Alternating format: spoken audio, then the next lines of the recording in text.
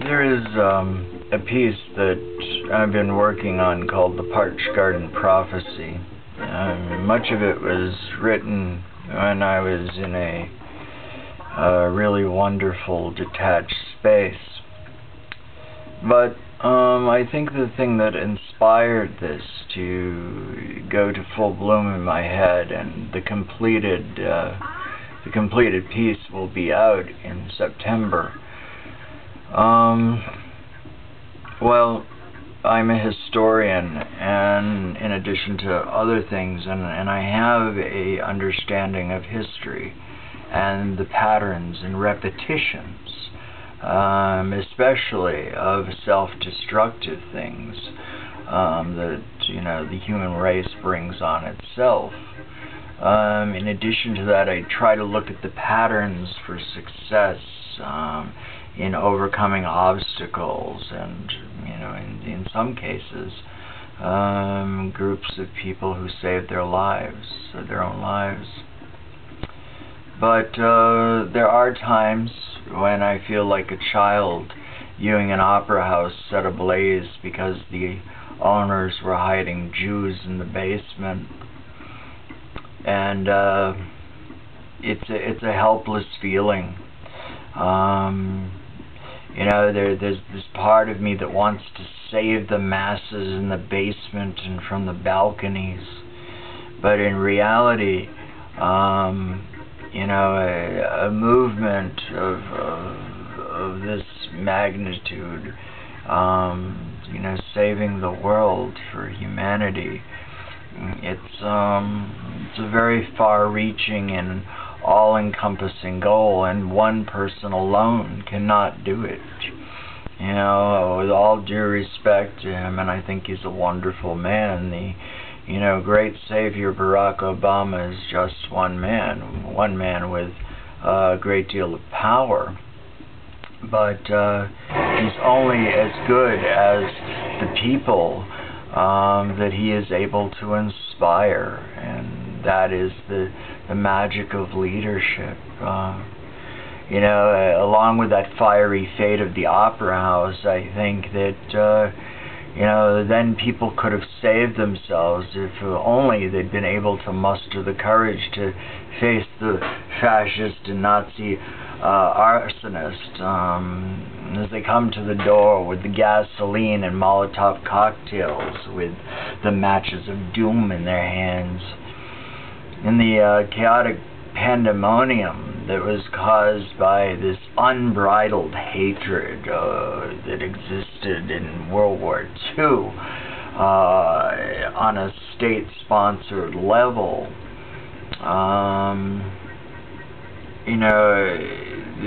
this rope began to tie. I think Nikita Khrushchev, who was the premier of Russia at one time, when it was under the Soviet system, talked about the Cuban Missile Crisis being like a rope with a knot in the center with two sides pulling. If you stop pulling and gently untie that knot, you'll be able to save the rope. But if you pull it too tight and that knot gets too tight, the only way that you can eliminate the knot is by cutting it. Something has to give.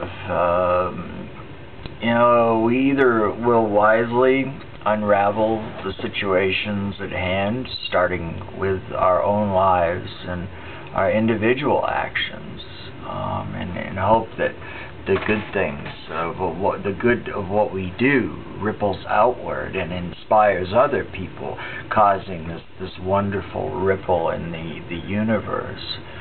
Or we can set in motion the ripples of doom and despair. Do I believe in a new world order? Yes, I believe that it's there. Greed is the greatest conspiracy theory of all. You don't have to have a bunch of people sitting around a round table, a bunch of Dr. Evils or Dr. Strangelows deciding the fate of the world. When you have a common denominator like greed running through people, power lust, Some people just like slaughtering others because they have this romantic vision of what killing under the cloak of war is like. And Oppenheimer said it best, killing under the cloak of war is no better than murder.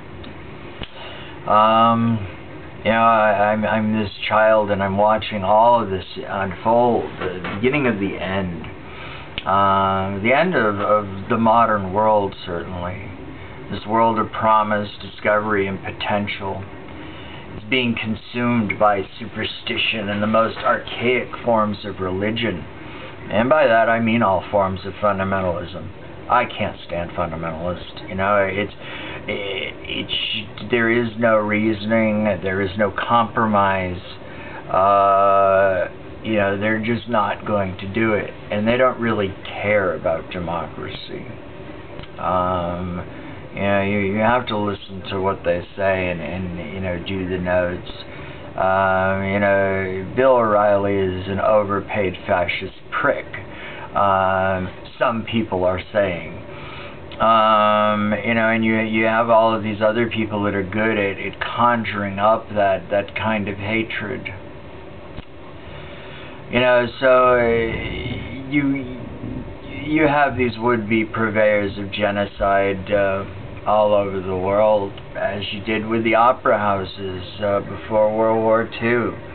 And, you know, those Molotov cocktails have a tendency of turning into bullets and artillery and missiles and heavy weapons. And, you know, the ovens are down the line, and the dens of torture are already there. And we have the other lethal, ugly ducklings of war forming. You know? And we will once again extinguish millions of brilliant minds with the potential to, you know, save the universe and go into wonderful, magnificent areas that we've never even been to before. We'll just destroy all of that for the lowest common denominator of greed. You know, in answer to people's questions on, you know, what can you do in the face of you know, all of this tyranny on the horizon, resist. Resist in every possible way you can, short of violence, or what will get you locked up and even further into their hands. You know, learn how to wiggle well. I think that, you know, there certainly is hope. Grow a garden. You know, most of us are 100% dependent on stores and corporations for our food. Congress right now is just trying to regulate organic farming, which is ridiculous. You know, this is just another way of taking the basic things that we need in life and putting a price tag on them, as corporations do. Learn to be self-reliant, self-sufficient, and don't participate in all the consumerism that these shallow capitalists have brought to us. You know, as time goes on, and when I published the Parched Garden Prophecy, it's not going to be just about the predictions and the visions that I've had. It's going to be about the possible solutions. So, you know, regardless of how dark things seem right now, you know, keep hope alive. Keep it in your heart. Let it be your best friend. Because without hope, life really is not worth living. You know, keep it alive, and in the face of it all, have a wonderful life. It's the greatest revenge on people that want to bring you down. I am Gust the Faery King. Peace and be well. Thank you.